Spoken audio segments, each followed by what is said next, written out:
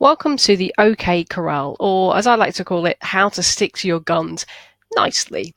This video is all about being assertive. So quite often when I speak to people, they are sometimes a little bit hesitant to state what they really want or to disagree with someone or share a different point of view because they're worried that it's going to make them look bad. We all like to think of ourselves as being nice people. And we're sometimes a little bit worried that if we stick up for our rights or we stand up for what we want, we are seen as being a bit difficult. So in this video, what we're going to do is show you a number of different options that you have in terms of the responses that you choose to these situations, and I'm going to show you what it means to be assertive. So for this video, we're going to use a really straightforward example. Let's have a look at two friends, Janet and John, and they've decided that they're going to go to the cinema. Now, Janet would like to see a comedy film, but she hasn't managed to get a word in edgeways because John has been telling her all about a sci-fi film that he would really like to go and see. He's been going on about it for quite a while. So Janet wants to go see something different. How does she handle this situation? Well, she's got a number of different options, and these are summarised in the OK Corral. This is all based in transactional analysis, if you're interested in that sort of thing, and the OK Corral comes from that. This was devised by Frank Ernst as a way of articulating this. And what this does is it looks at two different factors. One is the regard that we have for ourselves, so whether or not we feel that we're okay. And when I say that we're okay, I mean, are we really confident that our views are valuable? Are our values, our wants, our desires, beliefs, are those things okay? And is it all right for us to state them? Do we prioritize them as much as we do for those of others? The other aspect to this is the extent to which we believe that other people are okay. So do we value the views and wants and priorities of other people? And the combination of those two factors, however we decide to play a particular situation, will determine the type of behaviour that we use. So I'll explain how this works. So let's have a look at one of these examples. So let's imagine that Janet is okay. So she's very happy that with her view of the world, she's very confident in her ideas, her thoughts and her opinions, but she doesn't think that John is okay at all. She doesn't have much regard for his values, his ideas, his opinions or his thoughts or his feelings. We would call this aggressive behaviour. Now, aggressive behaviour doesn't mean waving your fists at people. It means that we're okay, we value our view of the world, but we don't really value or respect someone else's view of the world. So in that sense, I win, you lose, and that's why we call it aggressive. And how this might look is like this. Let's say Janet says to John, "Sci-fi? Don't be such a nerd, John." She's not just disagreeing with him. What she's doing here is labeling him. So quite often aggressive behavior when it's verbal can take the form of labeling or belittling a person. So she could just say that she doesn't like the film that he's chosen, but instead she's chosen not just to criticize the film, but to label John a nerd as well. She could also say that film looks so stupid, it's only popular with 5-year-olds. So she might not be attacking John, but she's attacking his choice. And she's leaving him in a position where it's very hard now for him to come back and put his idea across without looking stupid. So again, she's okay, but he doesn't get to voice his opinion or be heard. So we'd call that aggressive. The other one here is she might actually just attack John and his capability, his intelligence, his competence. She might say, "Why can't you pick a decent film for once, John?" So at this point, Janet sounds like a bit of a cowbag. She's not sounding like a very nice person because all the things that she's done here have made it very, very hard for John to come back. Now, sometimes we do this with the words that we choose. Other methods might be less subtle, so we might talk over someone or shout down someone's idea.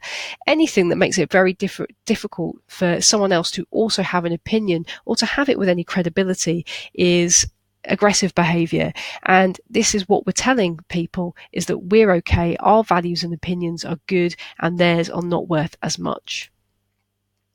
Now let's look at it another way. Let's imagine Janet is not okay, but John is. So she's got a high regard for John's thoughts, ideas and feelings and his wants, but she doesn't seem to have such a good, or she doesn't seem to hold her ideas and thoughts and feelings in such high regard.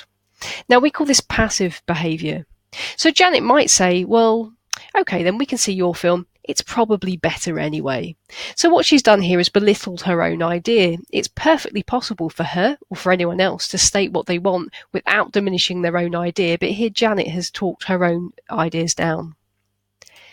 She might say, oh, I always pick complete duds, we'll watch your film. So again, she's put a very high value on John's capability or credibility when picking films, but she's given very little regard for her own capabilities of picking something good to watch. Or she might just say, well, if that's what you really want, we'll do it. So the question here is, has Janet even tried to tell John what it is she wants to watch? John's been away wittering about his film. He's really enthusiastic about it. And she's not even attempt to tell him how she really feels. Now, Janet and John are friends, and I'm pretty sure that John is a nice guy. He might have been thinking all this time that Janet just genuinely shares his interests and passions and thinks it's great he's got a friend who's in the same place as he is. He would probably feel really bad if he knew that Janet wasn't particularly enjoying his choice of movies. I imagine that he'd probably want to make Janet happy. So by not telling him, Janet's really in the short term, she might feel good that she's let him have his way, but it's probably not healthy for the long term of their relationship. Now, quite often with passive behaviour, people say to me, but Michelle, I want to be, I'm nice. It's a nice thing to be thoughtful about other people. It's a nice thing to let other people get their way. And of course it is. Passive behaviour isn't always bad. There are times when it can be quite strategic.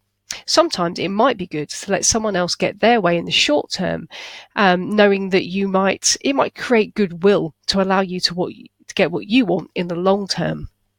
But it's not a great long-term strategy if you're always diminishing yourself.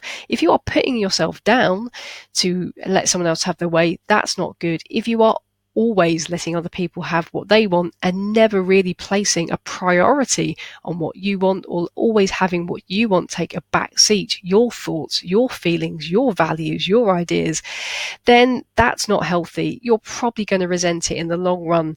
So it can be a good short-term strategy, but probably not so good in the long term. Not only that, in this situation, John might actually really value that information from Janet and he's not getting it. So that then also diminishes their relationship. So let's have a third option. Janet is not okay, and she's going to make damn sure that John's not okay either. So when we behave like this, we call this passive aggressive behaviour. What this means is that we're willing to let go of our ideas, our thoughts and feelings and values. We don't have a high regard for those. And because we're not getting what we want, we're going to make sure that someone else isn't going to get what they want either. Now, on the surface, this appears to be passive. On the surface, we're letting other people get their way, but what they might not realise is we're going to make them suffer. So here's some examples that Janet might use. So Janet might say, yeah, we can go see your film. It's fine, I guess. Now, the first part of that sentence, she's saying, yes, we'll do what you want, and it appears to be fine. That second part of the sentence, though, is expressing some doubt. She's clearly not completely happy with the choice or the decision that she's making, but she's not coming out and saying it. Another example is if she says, well, I suppose we'll see your film, John. But then after they've bought the tickets, she gives him the silent treatment. Or maybe she tuts and complains and criticises throughout the whole film. She didn't get to see the film that she wanted, and she's going to make sure John doesn't get to enjoy his either. So this is where we say, I'm not okay, you're not okay, or I lose, you lose. Or she might turn around to John and say, yes, okay, we'll go see your film. You'll only whinge if I don't say yes. So this is a bit more open about being passive aggressive. We're saying yes on the surface and John gets to see his film, but only on the basis that I get to attack him and call him a bit of a whinger for it. So I'm going to go with the flow and I'm going to give up what I want for you, but I'm also going to make sure that you don't feel okay as well. So there's all sorts of things we could do. We could lie, we could make excuses, we could come up for reasons why we don't want to see the film, but ideally we want to be stating what we want. And here Janet is not doing that, and she's taking John down with her. This, therefore, is the most destructive of all the behaviours in the OK Corral. I lose, you lose, nobody wins, everybody gets to feel awful, everybody gets their value diminished, and it doesn't make for good long-term relationships, nor does it make for good outcomes. In the short term, you might feel that you've scored a point, but you've pretty much shot yourself in the foot. So that's 3 of the options on the OK Corral. Then we've had a look at I'm okay, and you're not okay. We've had a look at I'm not okay and you're okay. And we've had a look at I'm not okay and you're not okay. So we've looked at the lose-lose scenario. There is one more left in this model, and that is assertive. So I'm okay and you're okay. So I win, you win. And ideally, this is what we're aiming for. So let's imagine that Janet's okay and she believes that John's okay too. So what we mean here is that Janet is happy that her wants, her desires, her needs, her priorities are important, and she's comfortable and confident in stating them. However, she also believes that John's views, opinions, his thoughts and feelings and needs and values are important too, and she's happy to respect those. So both people are respected and valued. This is where we get the win-win. So Janet might say, well, that sounds interesting, John. I've also got a suggestion. How about we see something else? So when you say that sounds interesting, you have to be sincere, but she's acknowledging that John's idea, but she's also stating her own as well. She's not diminishing either person's view. Both people get to state what they want. She could also say, I've seen trailers for a film I'd like to watch, John. It's called X and it's all about such and such. What do you think? Now, if you really want to be good at making passive suggestions or statements, making a statement followed by a question is a really great way to go about it. It means that you can say what you want, but by asking the question, you still leave room for the other person to come back and either object or share a different point of view. So we've created space for me to say what I want, and I'm making sure I'm being heard, but we're also creating space for the other person to be heard too. So a statement of what you want, followed by a question, is a great way to be assertive in our approach. She could also say, I don't like sci-fi films, John. They just don't interest me. How about picking something else that we both like? So we can actually say not only just what we want or what we like, but if we don't like something or we are unhappy with a situation, it's perfectly fine for us to say, I don't like it. This just isn't for me. This just isn't a priority for me right now. And leave the door open to have a different way forward where both people get to win. So this is what we mean by assertive behaviour. I win and you win.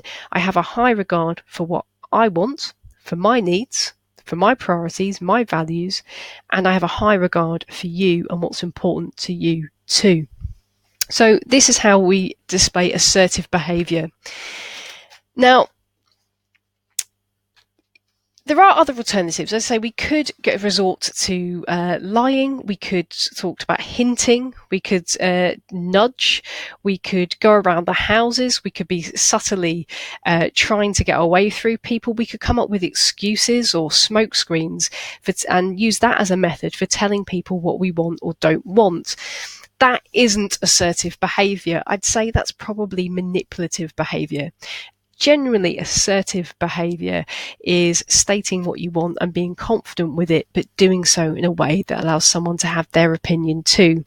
It means bringing those feelings into the open and protecting your rights and standing by them. So we shouldn't have to use any hinting or nudging or going around the houses suggesting. We should just be able to come out and bring our agenda out into the open.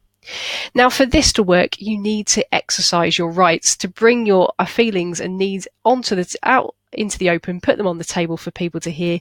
You have to assert them.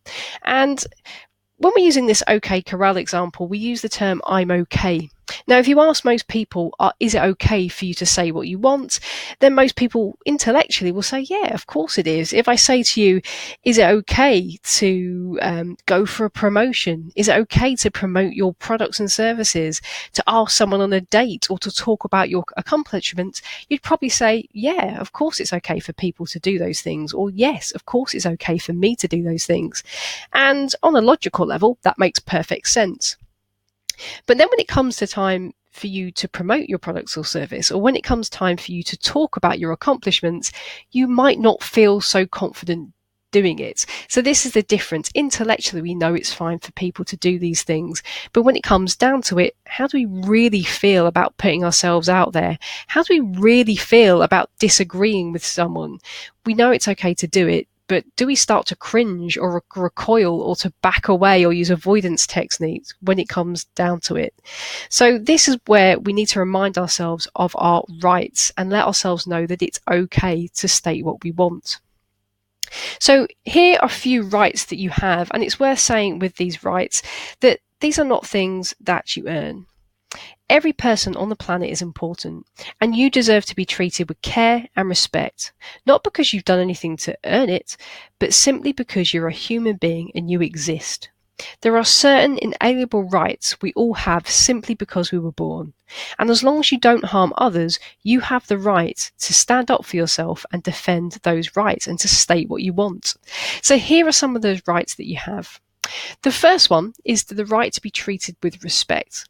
People don't always have to agree with you, and you may not always get the outcome that you want, but you have the right to be treated with respect and to say what you want. You have the right to express your feelings, opinions, and wants. You don't have to justify these. You like the things you like, you're comfortable with the things you're comfortable with, or you know the things you're not comfortable with, and it's okay for you to say it. Other people may not feel the same way, and that's fine, but you should at least be able to express this and have that heard. You have the right to set your own priorities. So sometimes people ask for your time or your money or ask for you to do certain things. And those things might be worthwhile. You might be perfectly capable of doing these things, but they might not be a priority for you right now. Again, you don't have to justify this. It's up to you to set the priorities for what is important in your life. Now, here's a big one people struggle with. You have the right to say no without feeling guilty. You can say no to people. So people can ask you to do things, and that's absolutely okay for them to ask, but you can say no, and it's absolutely okay for you to say no as well. If you struggle to say no to people, you might want to ask yourself why that is, and go back to the OK Corral and ask yourself, are you really okay? Do you really have that regard for your feelings? Are your needs as important as other people's? You have the right to opinions that are different from others. So some people may have very forceful or very strong opinions. They are entitled to them, but you're also entitled to disagree. You have the right to take care of and protect yourself from being threatened physically, mentally, or emotionally.